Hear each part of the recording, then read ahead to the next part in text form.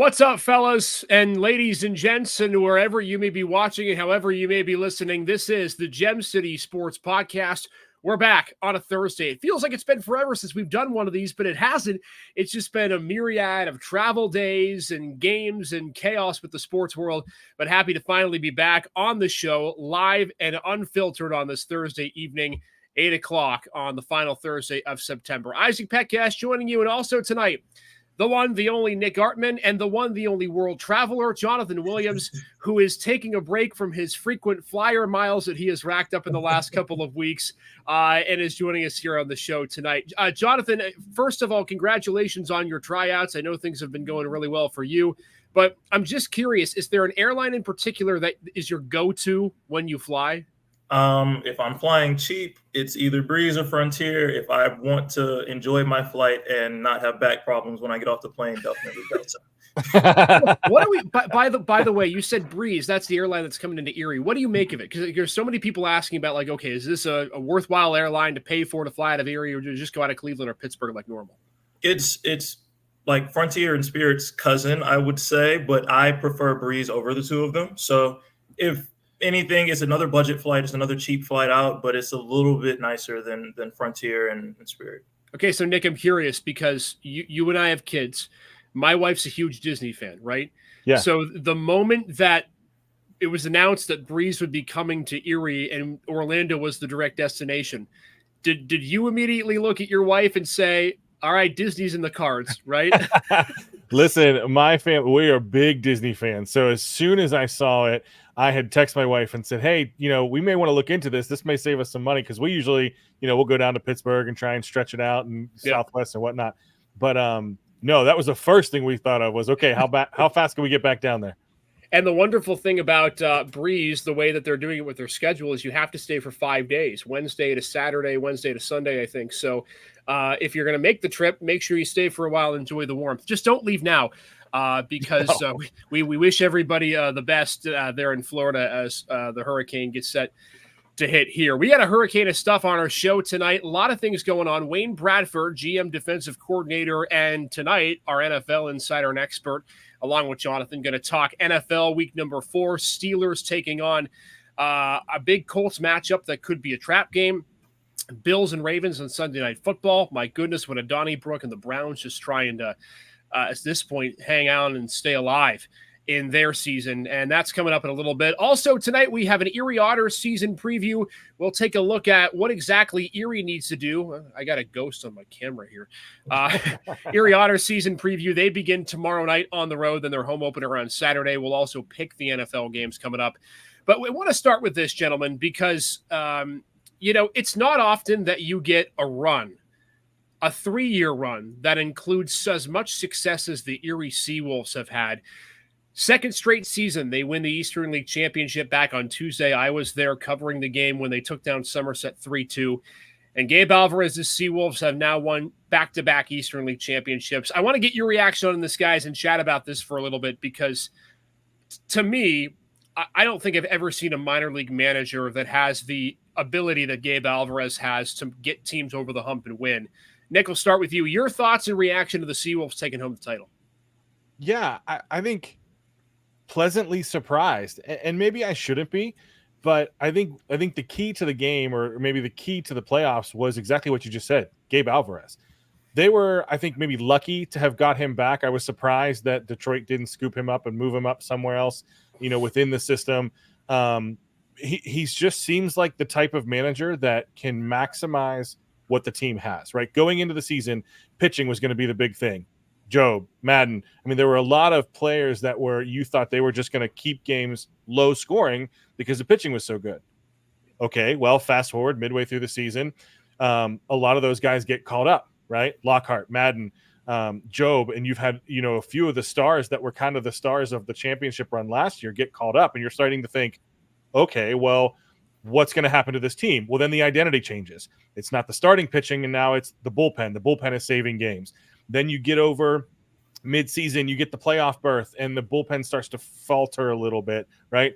And then all of a sudden the bats get going. You get Gage Workman having what I think is like an MVP-style season. I mean, I don't think that's a big secret to anybody who's been following along. So I just think that your identity of your team seemingly changed 2 or 3 times over the course of the year. That's on coaching. That reflects right back to Alvarez and the phenomenal job he's done with the SeaWolves this year. When you take a look at the 3 years that Gabe Alvarez had as manager, and the funny thing is he won the most games in the season that he lost the championship, 80 and 58 in 2022.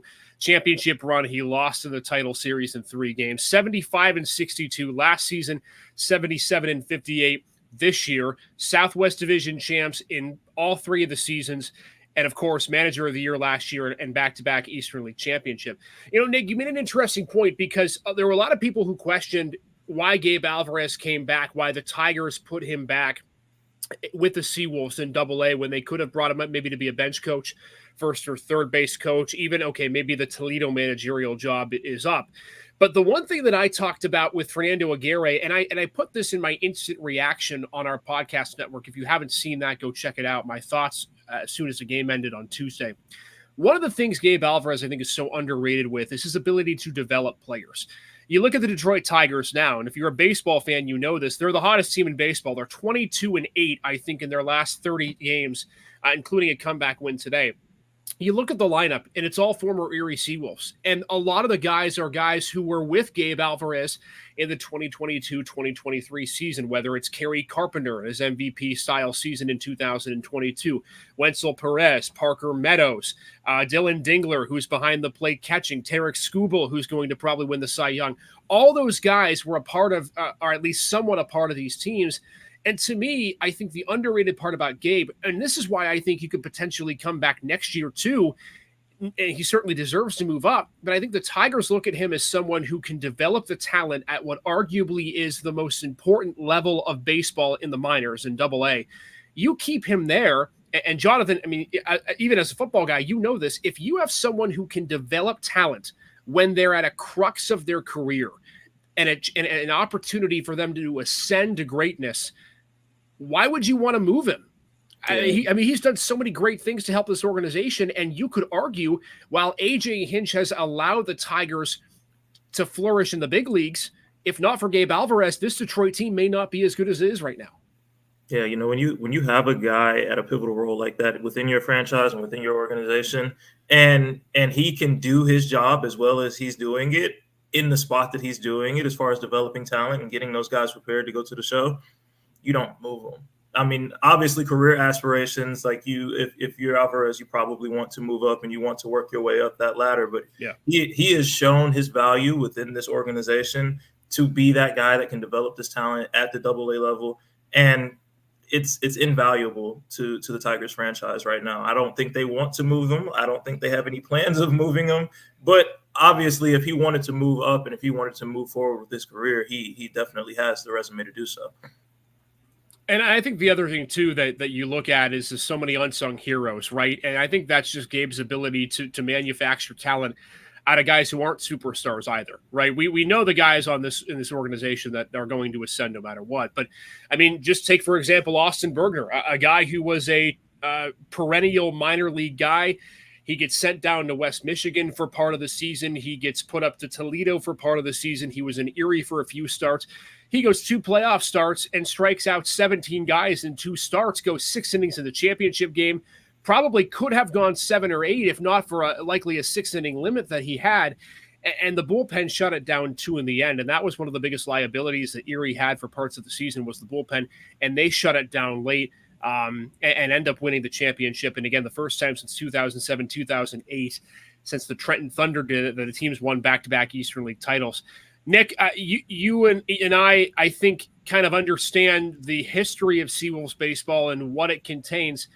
I said this on the instant reaction 2 nights ago. I think without a shadow of a doubt, Gabe Alvarez is the best manager that the SeaWolves have ever had in their franchise history. Your thoughts? I mean, again, they've had a lot of great ones, but production-wise, you can't touch this. No, I mean, and all you got to say is back-to-back champions.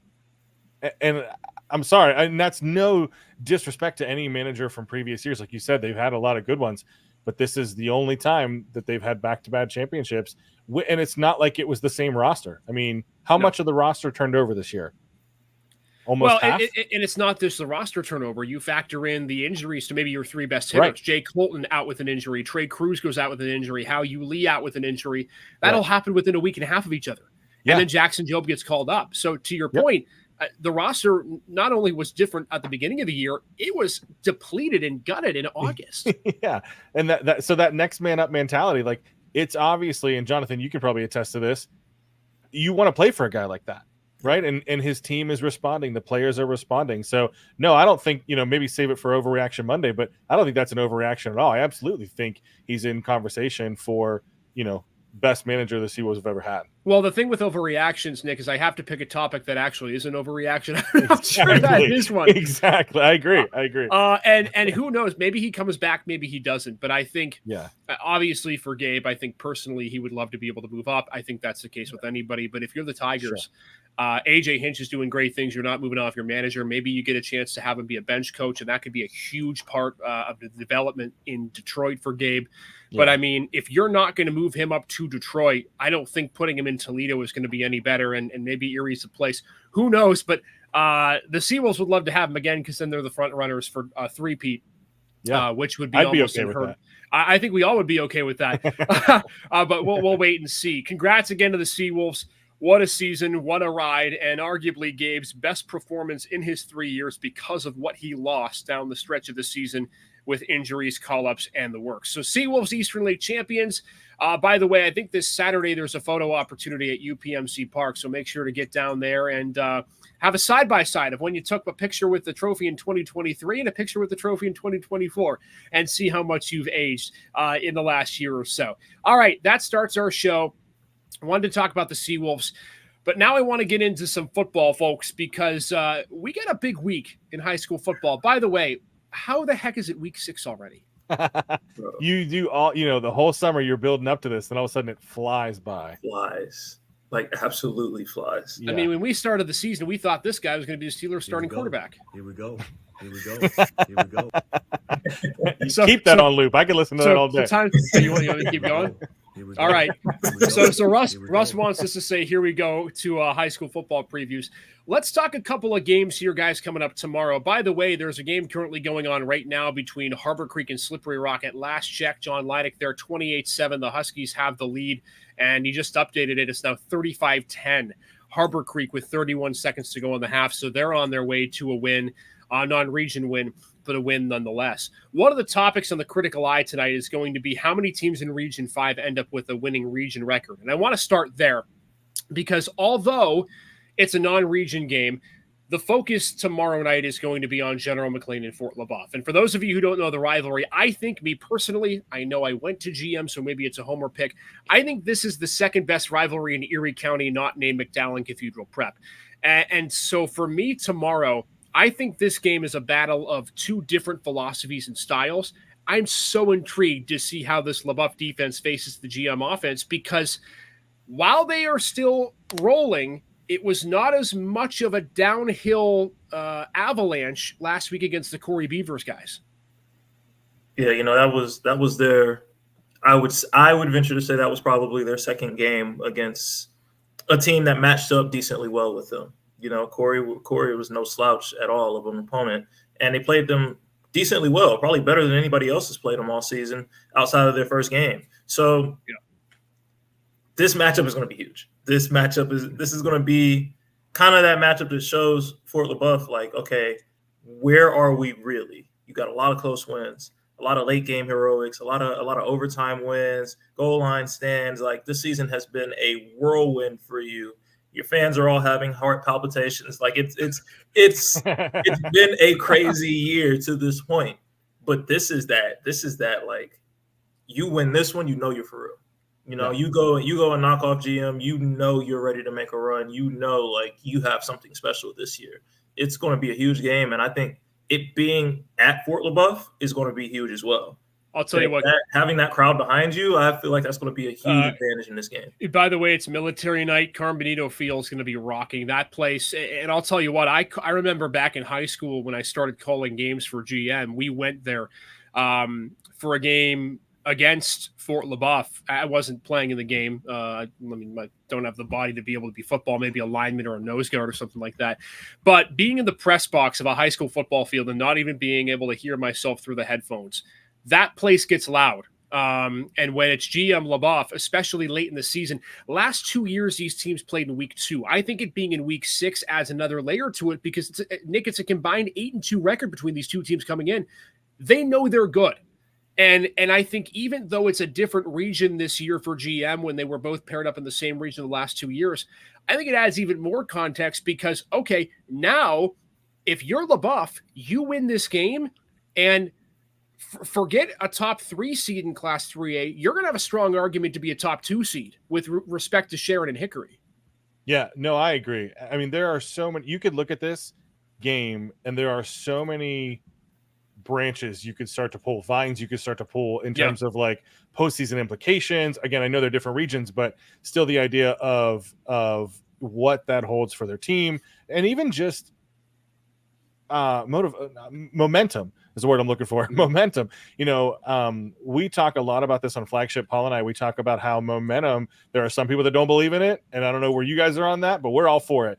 And when you think about GM and the season they've had so far, you know, they start the season at Newcastle, a big Whippeal team. They lose, but they lose 49-47. They put 47 points up against a Whippeal team, a good Whippeal team, and lost in the last seconds. And honestly, it was because I think it was because they were going for the win. They were being aggressive. Yeah. And then you come back, Harbor Creek 47-19, Oil City 35-14, Franklin 62-0. And then, yes, we talked about this last week. We had circled these next 2 games, Corey and Fort LaBeouf. You got out of Corey, 33-19, and now you're going to go at Fort LaBeouf. This is going to be a tough game, and I think, you know, like you guys were talking about, that home field advantage, I think it's going to come down to home field advantage versus connection. You know, we got to be ready for the ZZ Top connection. I'm in on GM this year. I've been on GM for a long time, this all year so far. And I think they go in. It's going to be a tight game, but I do think GM comes out on top on this one. Jonathan, I want to go to you and your thoughts. And Nick made a really good point about GM, right? No one's been able to stop ZZ Top. It's been essentially a try to contain them, not try to stop them. That, to me, is where the game's going to be won or lost. But I want to get your perspective on Fort LaBeouf, because how many times have we talked about this team, and we called them the Cardiac Kids on last Friday's show. 4 straight wins. They've all been by 1 possession. 2 of those wins have been stopping teams inside the 10-yard line. Is Justin Blows becoming a coach? We knew he could coach to begin with, but is he a guy now that is able to be his best down the stretch? Because we have a lot of good high school football coaches. I'm not sure we have a lot of good high school football coaches who are great late. I think we have a lot of good front-running coaches. But Justin Blows, to me, is putting himself in that category of he is a great coach late down the stretch. You know, it's 2 sides to this, because being a good coach comes down to putting your players in position to make plays. And late in games, whether it's through scheme, whether it's through specific play calls, he has put those kids in the best position to make plays, to win games when the game is on the line. But the other side of it is you have to have kids that execute it. And that stuff happens in practice. That stuff happens through spring football, through summer workouts, through conditioning. Like you have to be able to trust your guys to execute what you call. And right now he has both of those things working. He's putting his guys in great positions with play calls and defensive scheme. And then his guys are going out there and they are making plays. They are balling, especially at the end of games when the game's on the line, back against the wall. They're selling out for their coach. They're selling out for their team, and they're making it happen. So as far as being a great late game coach and kind of being one of the better late game coaches around here, as long as your guys are producing, you can lay claim to that. I don't think there's any team around here that really has performed better in the last 2 minutes of a game than Fort LaBeouf, and I don't think that's a wild argument to make. I find this so interesting when you look at the history of the last 2 matchups, and that's when Marshall McCormick came in as the head coach of GM. So referencing those 2 games and that being that.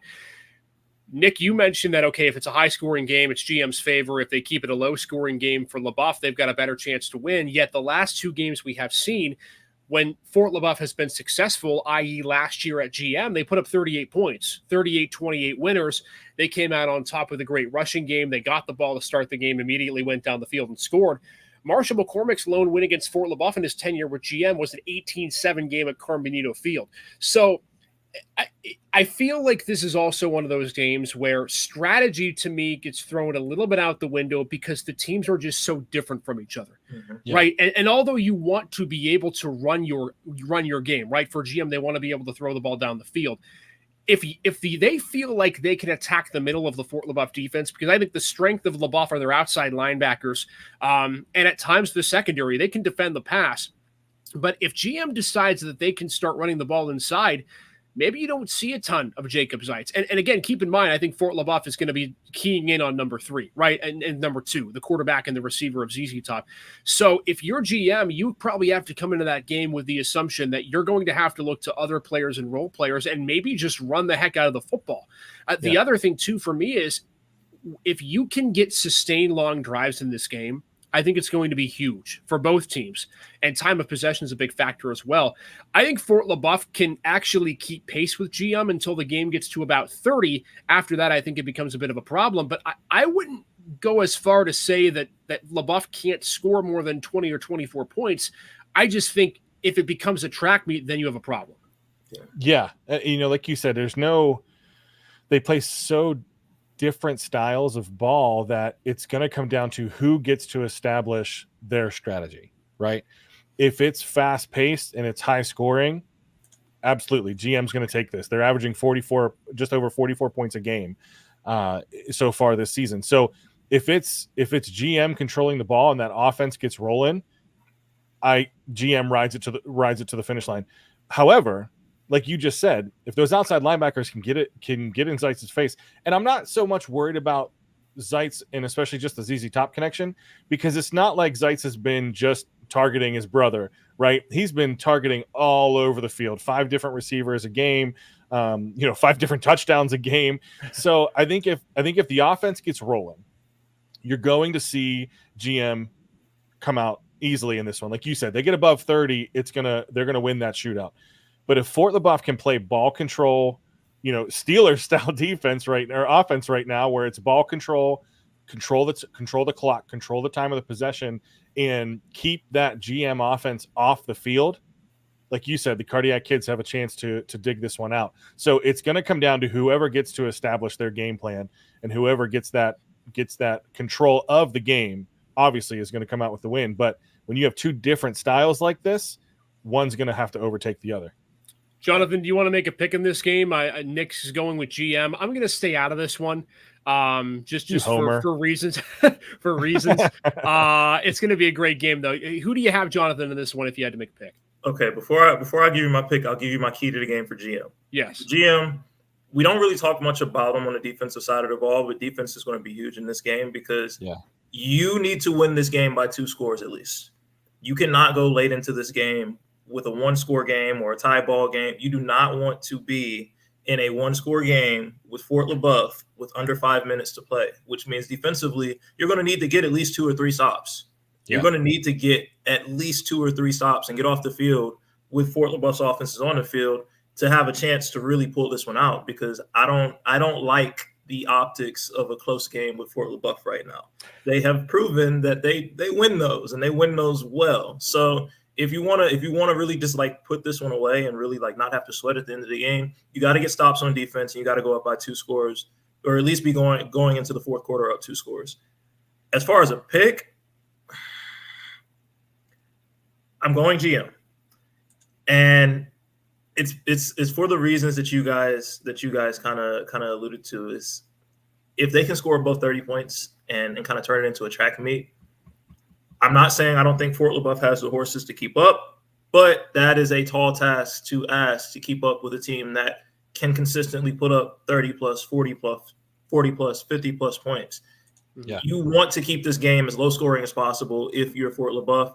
I just don't think that they're going to be able to do that. Even if you put 2 guys over Zeitz on the outside, like you said, they've been going at different guys, they've been targeting different receivers. Everyone on that offense is dangerous and can affect the play. So I just don't believe that I don't believe that it's going to be the low-scoring game that you need it to be if you're Fort LaBeouf to win. And I think to your point, Jonathan, at the end of the day, a high school football game is only 48 minutes. Yep. So at some point, you just run out of time. And I think we saw that in the opener with LaBeouf when they lost to Meadville 41-27. They were scoring points. They just didn't have enough possessions at the end of the game to be able to complete a comeback. And I think for GM, good point.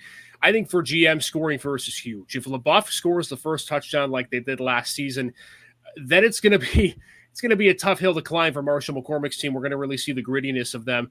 But can't wait. It's our game of the week on Erie News Now. GM at Fort LaBeouf Friday night at 7 o'clock from Carmen Benito Field. These two teams have split the last two matchups in the last two seasons. A lot of other great games, by the way. And before we get to Wayne Bradford, guys, I want to talk for a few minutes about Region 5 because that, of course, is where we focus on, right? It's the Erie County teams. LaBeouf and Fairview currently at 2-0 in the region. Corey and Harbor Creek at 1 win, 1 loss each. It looks like the Huskies are going to go to 2-1, or rather not 2-1 in region play, but they're going to even up their record at 3-3. Big games coming up this week for Region 5 teams that are non-region games. Of course, Fort LaBeouf and GM. Titusville visits Northeast. That is a non-region game coming up. Northeast in region number 5. Titusville, the other team in Class 3A that I think we all agree could potentially make a big splash in the playoffs. Then you look at the other teams that are going to be around. Corey and Mercyhurst Prep. I think the Lakers are going to be a team that's going to be tough out for Corey. So, these are non-region games, gents, but I think for playoff implications, it is paramount you win these games this week if you are the Coreys of the world, if you are the Fairviews of the world who play Seneca this week. Because these matchups ain't easy. I mean, these are some of the more underrated matchups this week, even though they're non-region games.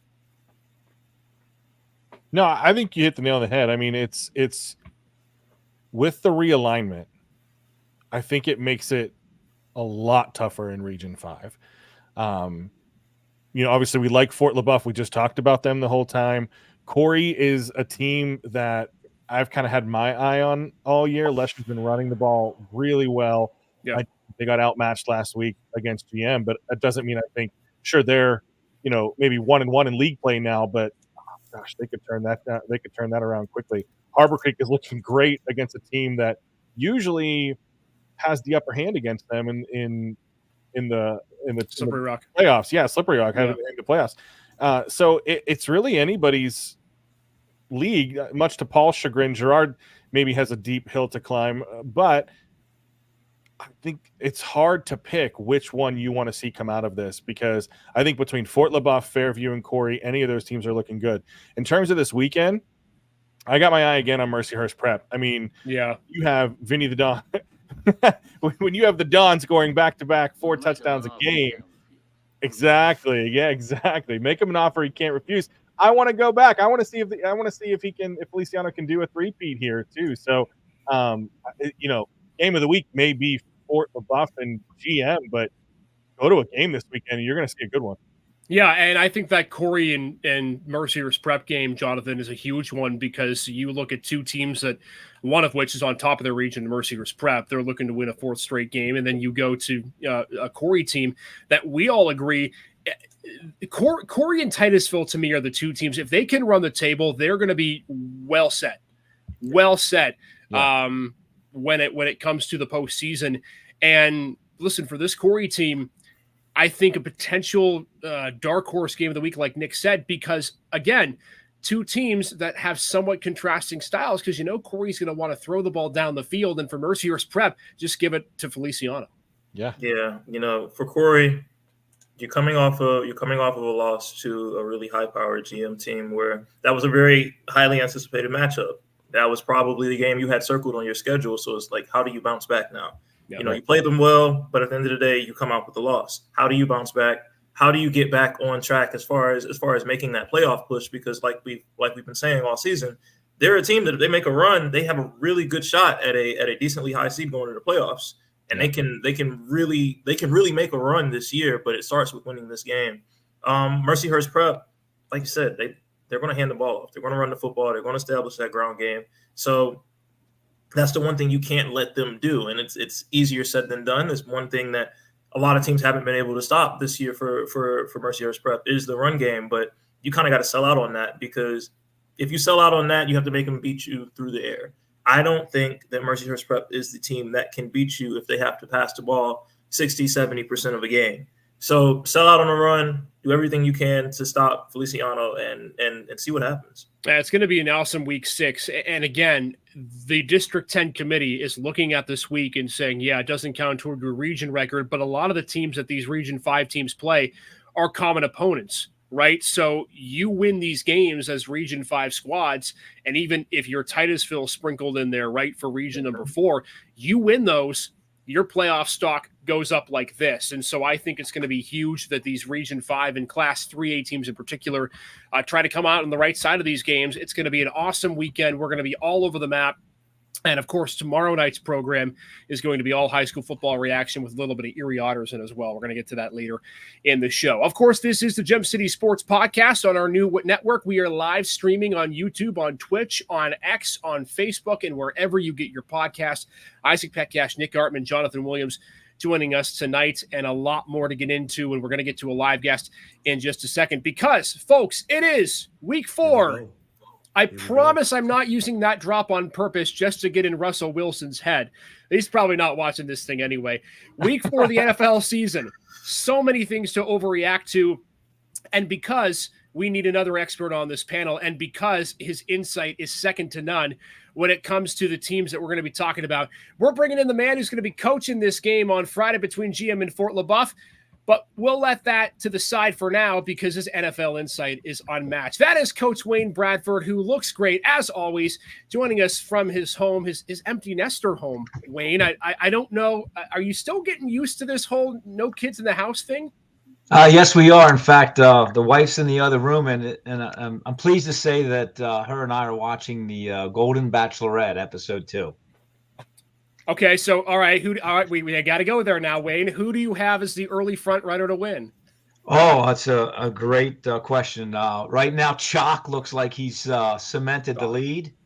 I do not want Jack to go home, though. Jack is me. I can see Jack. He's in the pool doing cannonballs right now in episode 2. So I just hope Jack sticks around as long as he can. He did sock puppets for the talent show. So if you haven't seen episode 2, I apologize for giving it away. Spoiler alert! But, it's really entertaining. There's some really good men on there this time, So my wife and I really enjoyed, the Golden Bachelor. Thought Gary was great. So I would much rather watch that than the regular Bachelorette. So yeah, and that over Thursday night football. Get out of here. I mean, what are we doing? I'll ask you one more, Wayne, because you are happily married to your amazing wife and you have a beautiful family. But if you were on the Golden Bachelorette, right? Let's just say you're in that scenario. You're driving up. You know all the people that get out of the limo and they do these crazy things. What would be your introduction? It's to entrance yourself into the Golden Bachelorette. What would that entrance look like for Wayne Bradford? Oh, I'd have the coaching glasses, the hat on, the whistle, and I'd be blowing it. All right, get your 3-point stance over here, Joan. Let's go. Let's see what your stance is. You got to get your right foot back a little bit further, right hand down. So be coaching up some technique right off the bat. You'd win on the spot. That was a little quick. You've thought about this. Yeah. That wasn't the first time you thought about that. I already told my wife, I was like, I'd kill it if I was on the Golden Bachelorette. But she's like, you're married. I'm like, oh, yes. Well, we don't know. Theoretically, we don't know if all the people on the Golden Bachelorette aren't married at this point because the way that show goes. But that's a fun time. This is what we do when we're on the podcast. By the way, we should just have a podcast after dark, just talking about this fun stuff. All right, but we didn't bring you on to talk about your entrance, although that might be the coolest part that we clip on social media at the end. Let's talk football, shall we? And I want to start with Bills Ravens. You and I broke down some insights to the linemen's for Baltimore in week number 4 on our Critical Eye show last night. Take me through this matchup because I think there seems to be a thought that Buffalo might roll over Baltimore in this game 1-2, right? The Ravens aren't playing as well. What's the key matchup in this game, do you think? Because I think there are so many intriguing ones as you outlined last night. Yeah, I think the key matchups to me always up front on both sides.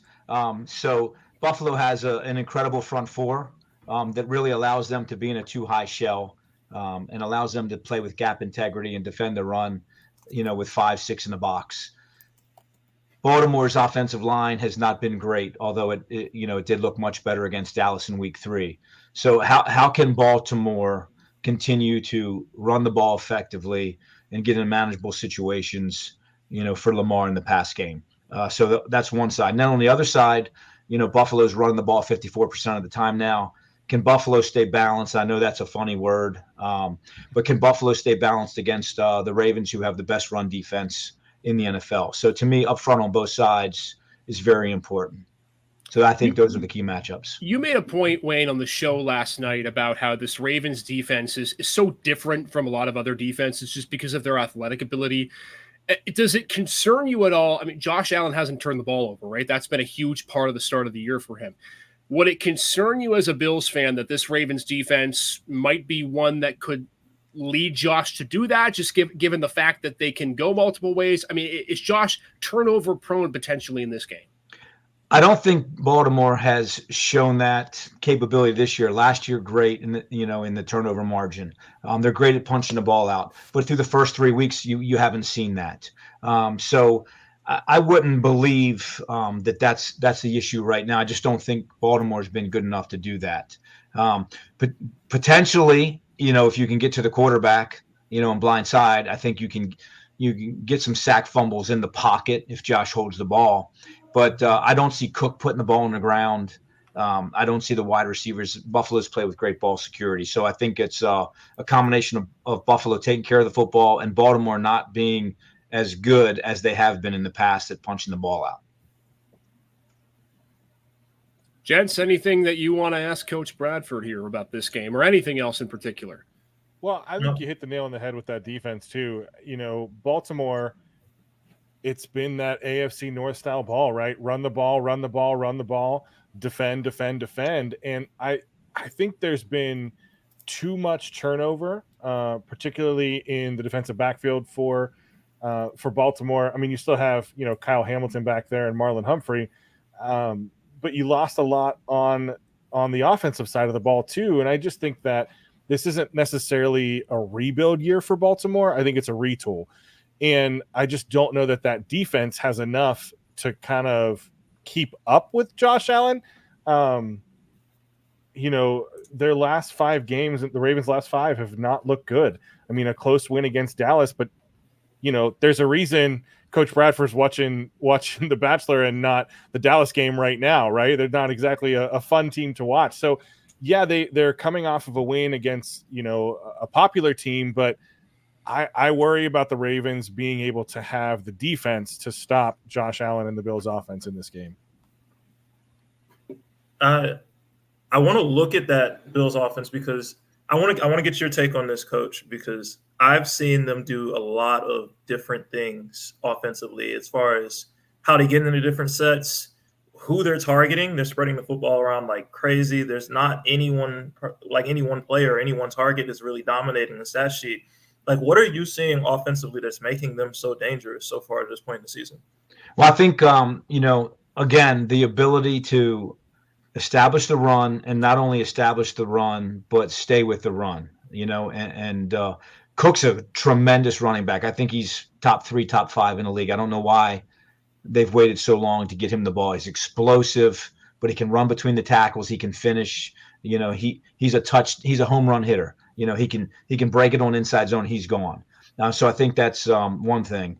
The second thing I think that I love what Buffalo has done is, the use of stacks and motions and zipper motion where, they've scored touchdowns the last 2 weeks. Isaac and I were looking at the corner from Jacksonville was still running across the field after Shakur caught the ball and was 10 yards up. So I think what Buffalo has done offensively is they don't have that one go-to guy like a Diggs, so they've spread the ball out. And I think Josh has talked about, hey, isn't it really great when people don't care about stats? He's got 1 catch, he's got 1 catch, he's got 1 catch, he's got 5 carries, we win. So I think that's important.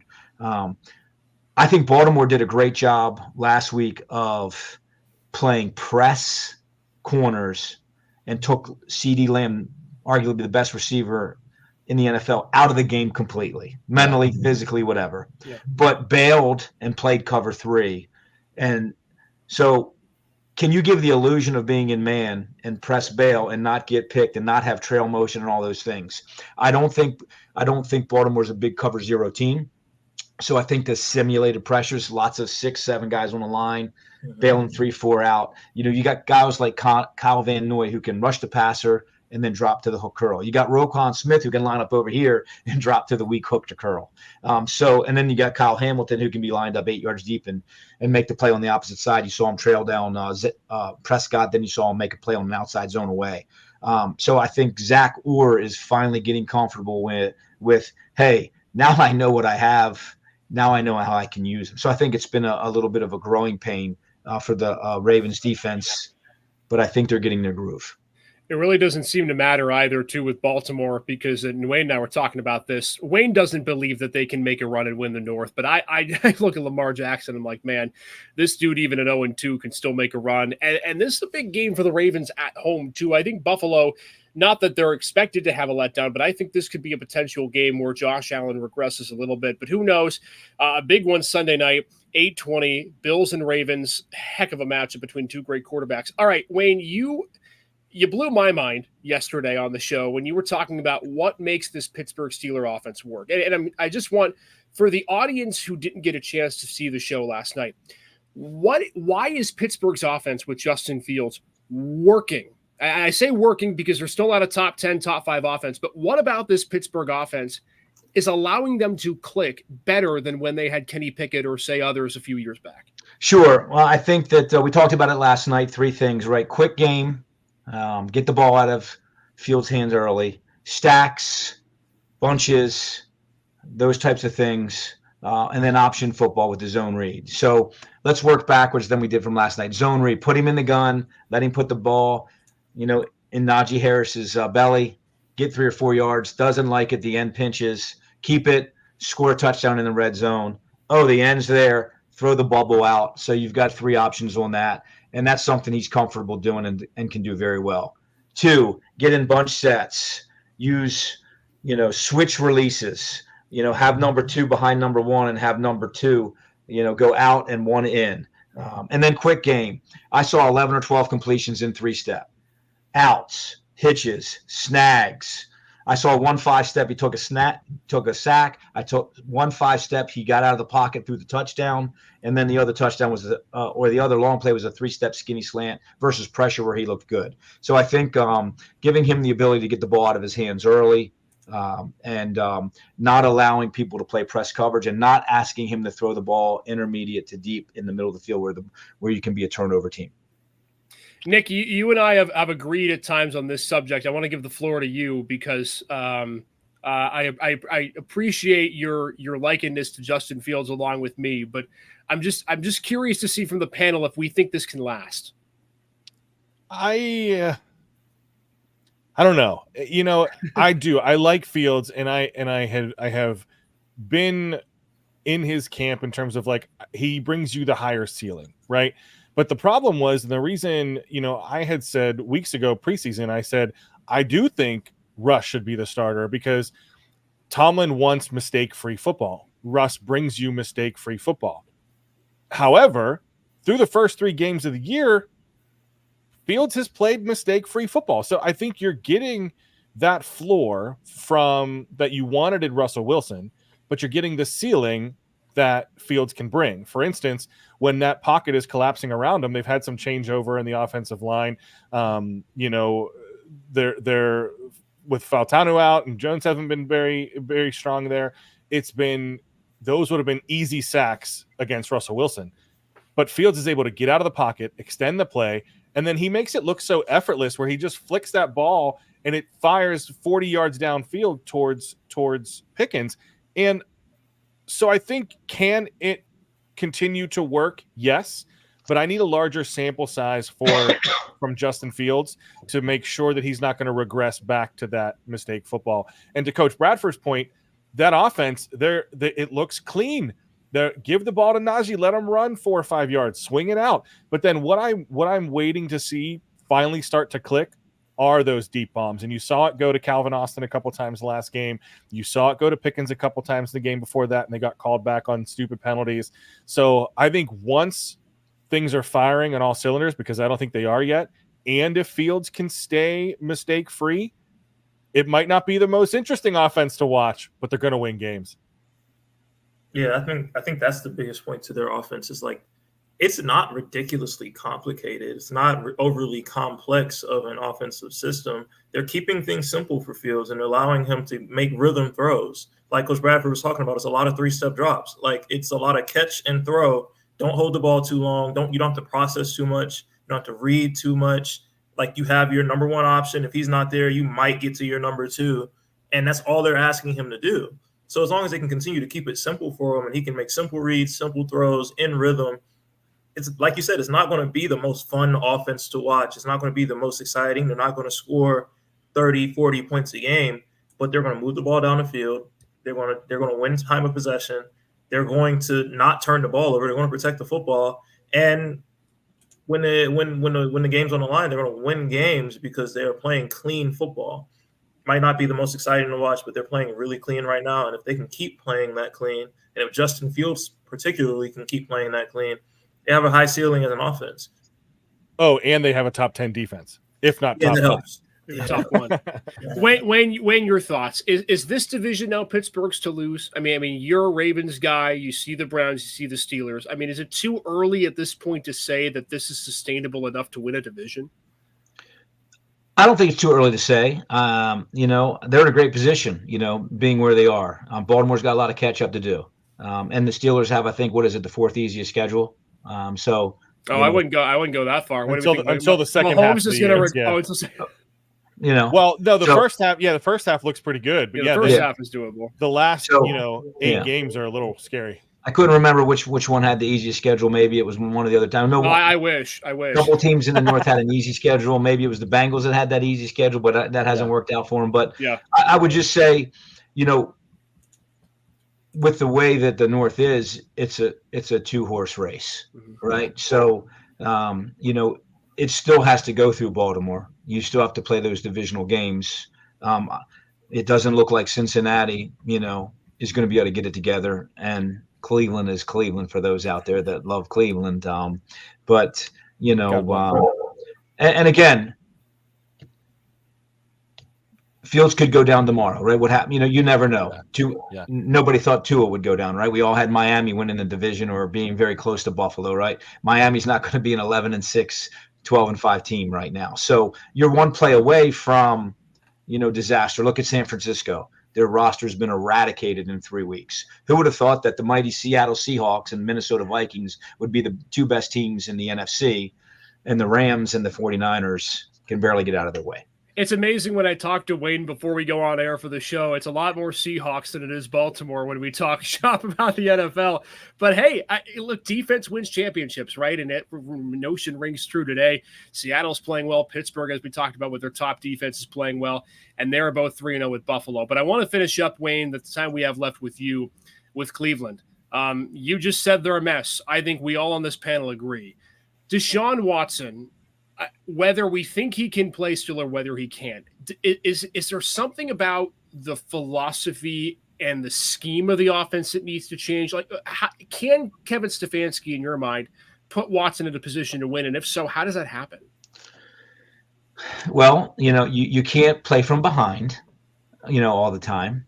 And you can't play from your back, So if you get sacked 8 times, I don't know if you can win if you're Superman, right? So, we've had this conversation. I think the most intriguing thing about the NFL is Baker Mayfield, Derek Carr, Sam Darnold, who else did that? Geno Smith. Four quarterbacks that people would be passionate about saying are average or below average. Get them in the right system and get them around the right people and give them things they can do and get confidence.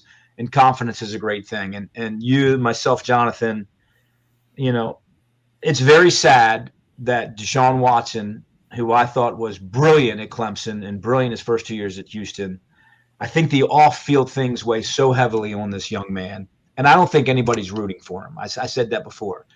He played well. He's played well in a couple games, but he's been sacked 8 times. I don't know how you can put it all on him.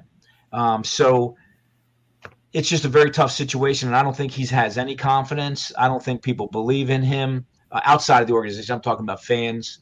I'd love to see the guy have some success. I'll say this: if he moves on from Cleveland, his next job, he'll have great success when he gets out of that environment. I would trade him right now. I don't know if anybody would take him. I was going to say, I don't know what you get for him. The contract. That's the problem.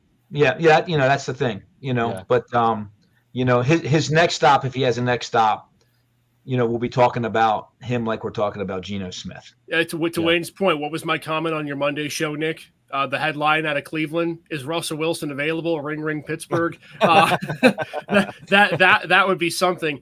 And just for Cleveland again, to your point, Wayne, I just think Kevin Stefanski feels lost. Right, he brings in Ken Dorsey. He has to at some point give some input to Ken. Otherwise, what's the point of bringing him in? I just don't know if this offense has been what Kevin wants. I mean, Deshaun's got limitations, but you've been a coach before, Wayne, in many different situations.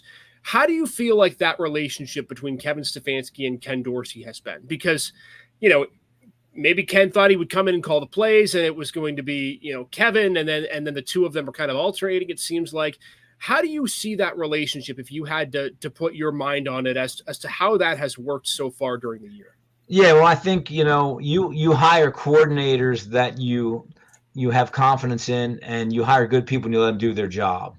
So why hire someone that you have to look over their shoulder all the time? So I would imagine, that Stefanski had all the confidence in the world in Dorsey, or why hire him, right? So I don't know what those dynamics are. Obviously, when things don't go well, you second guess everyone. But, you don't have a Nick Chubb. You have a dilapidated offensive line. Njoku's been out. Tell me who he's going to throw it to. Tell me who he's going to hand it off to. Tell me who's going to protect him. Fair. There's 11 guys out there on offense. They might be playing with 6. In terms of injuries and starters, and no Njoku, no Chubb, no tackle, no guard. You're a second team, third team tackle in the North going against Watt. You going to win that? I know Joe Alt, who's a top 6 draft pick, looked like chopped liver on Sunday, right? TJ Watt said, "Welcome to the NFL, buddy." He couldn't block him. This isn't college, right? It's third and long. I'm going to be really, really wide, and I'm going to rush the passer. I don't care if you run it. I'm rushing the passer. So it's just a different animal in the NFL. So you can do things as a defensive lineman. You can play pass 100% of the time. How do you defend that as an offensive tackle in this league? Yeah. I think the offensive line, is a big ticket to this because you have Jack Conklin, Wyatt Teller, Jedrick Wills, all pro linemen dealing with some sort of injury. So it doesn't matter if it's Watson. Now, I don't think Watson's a good quarterback, but it doesn't matter if it's Watson, Winston, put DTR back in there, put Tom Brady in there.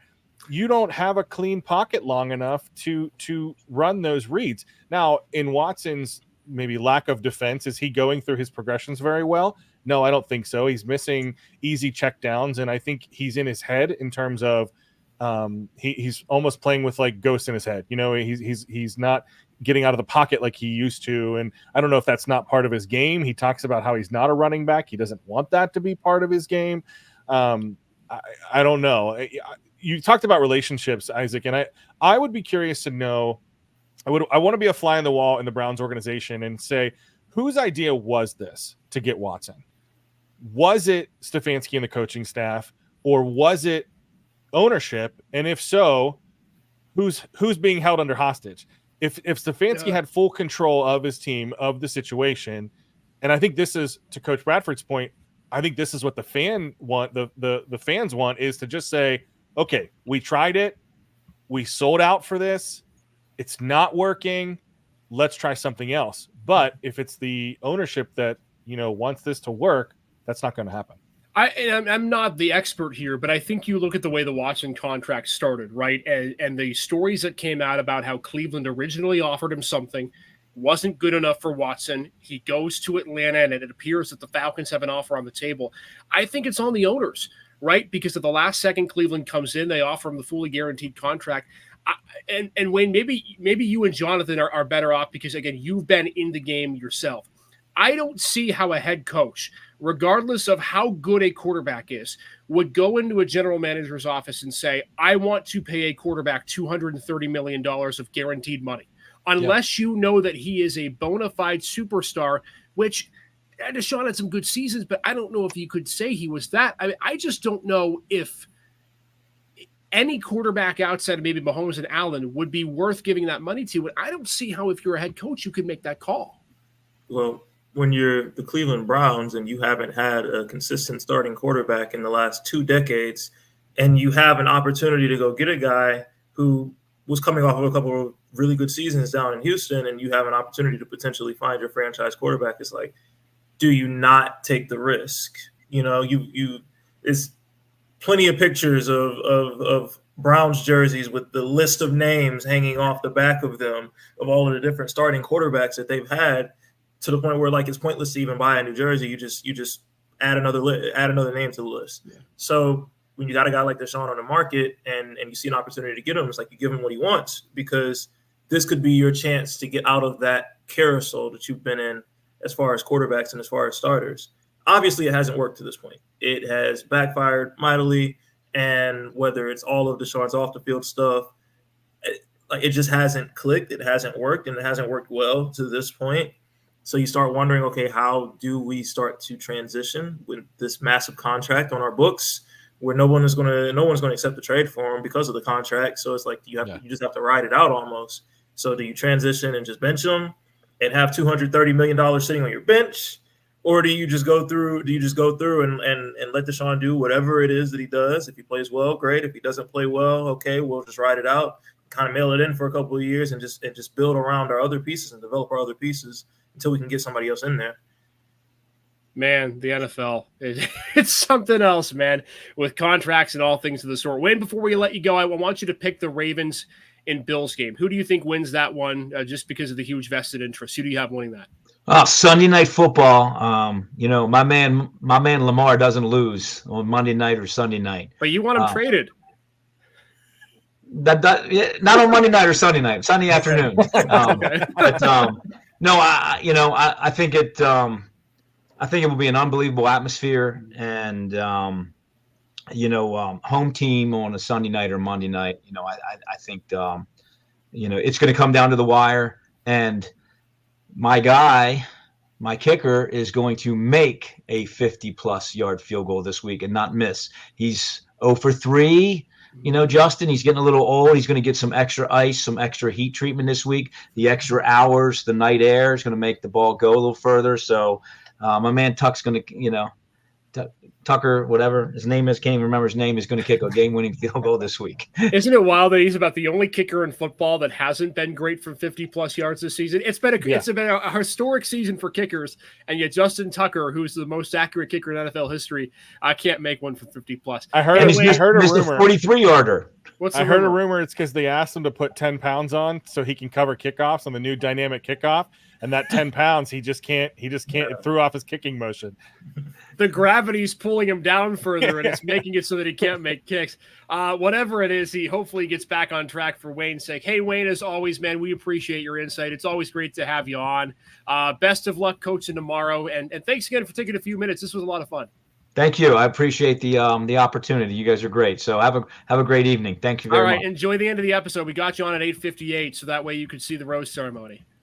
Hey, DVR, baby. I can see it anytime. I like it.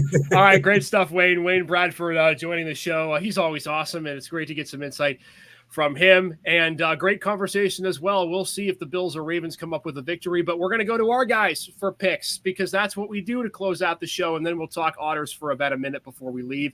Nick Artman, you're up first. Let's go ahead and save the Bills Ravens for last. Let's start with Browns Raiders. Who do you have winning that game on Sunday? Over under at 37, it's going to be a low scoring game. I think they're going to try, both teams are throwing the ball over 70% of the time, but I think they're going to try and establish the run. I think, if Ford looks like he might be hurt this game, between him and Jonathan Foreman, I think they're going to try and establish the run and leave it off of Watson.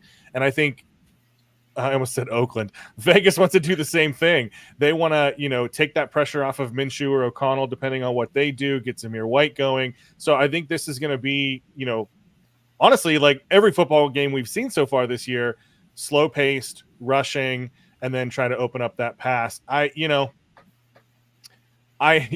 guys beat me up for this, and maybe it was right. I picked the Browns to win the North there. I don't see it. I think this is a bounce back game for the Raiders. I think Devontae Adams is going to have, 6 catches over 100 yards and a touchdown. So I'm going Raiders in this one. What do you got, Jonathan? I'm going Raiders. I think I predicted 24-17 Raiders. Cleveland's a mess now. Offensively, they're a mess, and like Coach Bradford was talking about, injuries all over the place.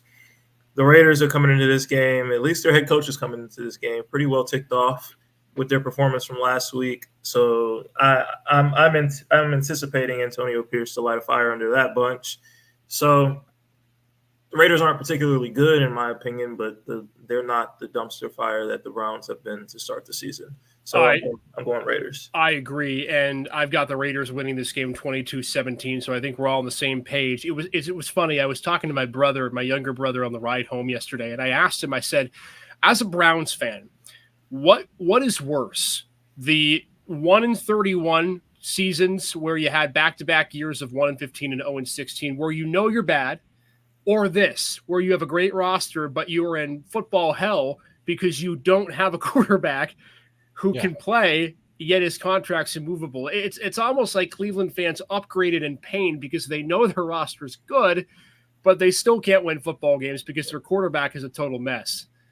If you follow like what the X pulse is, there are a lot of people, Browns fans that I'm seeing online that are just saying, kind of what I was saying with Coach Bradford earlier. Okay, we tried the Watson thing. It didn't work. Yes, do you want that high of a paid quarterback sitting on your bench? No, but should you? Maybe. Even if it's just like, hey, get your head in the game. Let's see what Winston can do, because you're 1-2 to start the year in that AFC North. If you start piling up that loss column, there's no chance of coming back. So I think the fan base wants that change, and they're over it. They want to move past Watson.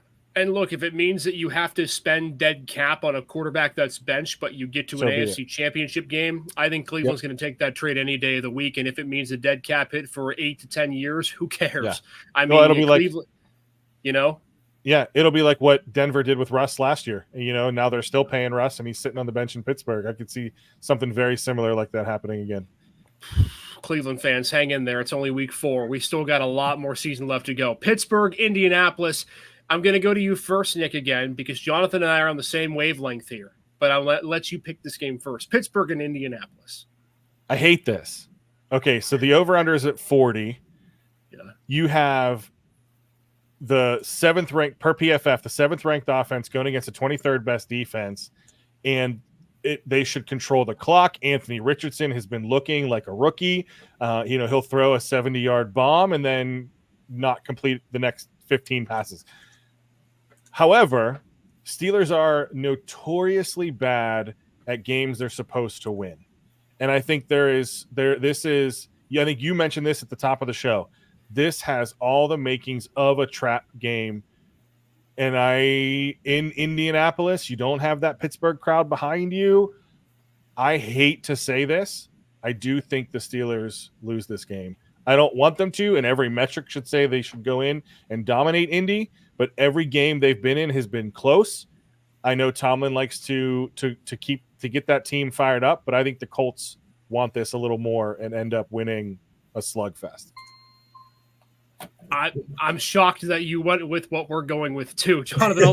I'm going to let you go last. I agree. And to be fair, I didn't see your show. I didn't know your picks beforehand, so I'm not pandering. You're right. There's nothing about you that what you said that's wrong. I mean, early in the season, it always happens, right? Road game, early window against an inferior opponent. Yeah. You should win this game.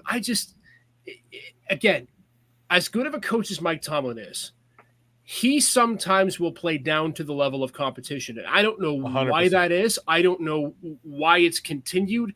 But I think, and maybe for Pittsburgh, it's a good thing. Now, I will say this. I do not think they're going to lose this game because of Justin Fields. I think they're going to lose this game because Anthony Richardson is going to have a bounce back effort. And look, at some point, Pittsburgh's defense is going to have a clunker, right? I mean, as good as they are, they're not going to be amazing for 17 straight games. I think Anthony Richardson's going to have a long touchdown pass.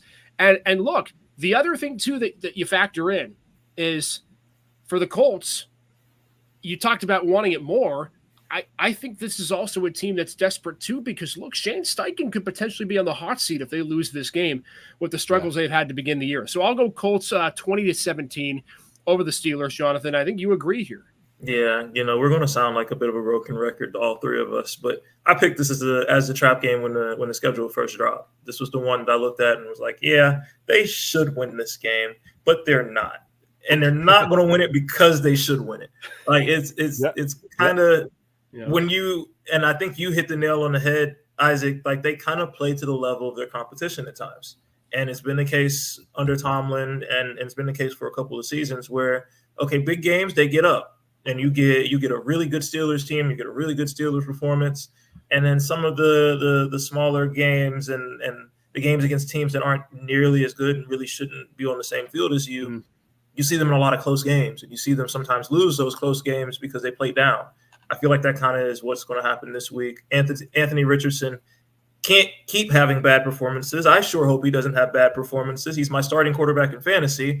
So, oh my gosh, you have a 24-team league? Actually, it's about 16, and quarterbacks went fast. So, that's. I hope he has a good performance. Who's available? Is Andy Dalton available? I'm about to hit the waiver wire here really soon. really soon. But man. I just see the Steelers playing down to this. I see Anthony Richardson having a better performance than he has had recently. And like you said, I don't think they lose because Justin Fields plays particularly terrible. I just don't think the team as a whole plays very well. By the way, I'm with you. My fantasy team's also terrible. But I will say at the time that we were talking, CeeDee Lamb just made a 55-yard touchdown catch. So back in the saddle, baby. Okay, see, that sucks because that is good for me because I have CeeDee. But it also sucks because I'm a Giants fan. By the way, before we go off air, let me go ahead and say this right now. If my father is watching, he's a Giants fan. He raised me as a Giants fan, and he has hated me for the last 4 months because I have done nothing but trash our New York Giants because I think we are terrible. But I was wrong. We played well. We played well enough to beat one of the worst teams and one of the worst offenses in the NFL last week. But we beat the Browns. We won a game. I was wrong. I picked against them. I'm sorry. I apologize. I had to get that off of my chest because I swear if I get a phone call after we go off air, you gotta be committed to it. It's an apology for being wrong. It doesn't mean that I thought that we were going to win. I definitely thought we were going to lose, but we didn't. That doesn't mean the Giants are no. That doesn't mean the Giants were good. That just shows how bad the Browns are. Don't prop up the Giants. I just think you have to be committed to it. Once you are in it, this is our business. You give it, you have a take, you keep it until the very end. You're not allowed to go back. I still don't think we're good. I still don't think Daniel Jones is the answer, but they won last week. So props to them for winning last week. And what is it? What's the score right now? 14-6. 14-6. You're fine. You got 9 minutes left in the second quarter. You got plenty of time. Yeah, Devin Singletary's got plenty of time to torch my fantasy game as my opponent has him. All right. One more pick. We're going to end our show with this. Start with you, Jonathan. Bills-Ravens, Sunday Night Football, probably the biggest game of the week. Who wins? I'm going against Coach Bradford. I'm going Bills. I love everything that their offense has done so far. I love how smoothly their offense has run. Josh Allen is dealing, and he's dealing to a lot of different guys, and it's fun to watch him be able to spread the football around. He's throwing the running backs, he's throwing the tight ends, he's throwing all of his receivers. They're coming out some funky formations and really stressing defenses alignment-wise. Like, they're doing some great stuff on the offensive side of the ball. So I'm going with them 35-28. Yeah, you know what? I think this is a Buffalo game. I'm going Buffalo too. And I think for two reasons. One, the defense cannot keep up with that offense in Buffalo. I mean, that Buffalo is spreading the ball around. Cook looks like a 3-down back and looks incredible. It doesn't matter who you put in that backfield. What you had, Cook, did he? I don't think he scored last week, but he handled most of the touches. But then you had Ray Davis score a touchdown, and I mean, it doesn't matter who's in that backfield; they're going to rush the ball. They're spreading the ball around against that pass. I just don't think this retooled Ravens defense can pick this up right now. But I think more importantly, that Bills defensive line against that reworked Ravens offensive line is going to be problems for Derrick Henry and Lamar Jackson. You're going to need Lamar Jackson to be Superman. And can he do it? Yes. But I don't think he's got enough to put the team on his back against this Bills team. I'm with you guys. I think Buffalo wins this game. I really like your defensive line take, Nick, because I think it's the strength and the crux of the Bills defense right now with Terrell Bernard still out. And Taron Johnson, we don't know the status of him for this week. Bills will start with their practice reports on Friday as to really the status of the game. But I think this game is going to come down to two things. I think, number one, it's going to come to, can the Bills account for Kyle Hamilton? I really think Wayne did a really good job of explaining what Kyle can do on the defense, and they can bring him up to play linebacker. They can bring him up to be on the defensive end and blitz. If I'm Buffalo, the key on offense in this game Sunday night is, can you throw to the Hamilton side of the field when he blitzes to James Cook? Cook in the passing game is a huge part of this offense, and he got the first touchdown of last week's game on the ground, but he's such a big player in the flat, in the wheel routes, the screens that Joe Brady can craft up. And then the other key, too, for me, if I'm Buffalo, is make sure you corral the Baltimore tight ends. That's been another big part of it, too. Mark Andrews hasn't had a great start to the season, but Isaiah Likely is slowly emerging as a top 10 tight end in the NFL. I think if Buffalo can contain the tight ends, that's a security blanket for Lamar Jackson. I think it's going to force Lamar to go out of the pocket and run the football, and Buffalo has enough athletes to be able to run him down. I go 33-30. I think this is going to be a shootout. It's going to be a high-scoring game. And if the Bills win this game, my goodness, are they on some trajectory with a couple of big games down the stretch in the next few weeks against Houston and the Jets? They come out of that 5-1, they may only have 3 losses all year. Yeah, you're not kidding. That's not an overreaction either. I mean, 14-3 is the benchmark. And as we know, with how good the AFC is, could you imagine Buffalo-Pittsburgh meeting in the AFC Championship game? Oh, my goodness, I'm getting my socks off with this. No, I don't like that because Buffalo would stomp them. I don't know. Yeah, you're too optimistic. It's early yet. What can I say? All right. Gents, great stuff tonight. We went an hour and 15 minutes and really didn't even break a sweat. Awesome content tonight. Want to thank Wayne Bradford for joining us. We're going to get to the Erie Otters tomorrow night. Their opener is tomorrow on the road. Their home opener is Saturday. We will, on tomorrow night's show, which you can find on the CW with part of the Critical Eye, streaming live on erienewsnow.com, YouTube, X, and Facebook, and Twitch.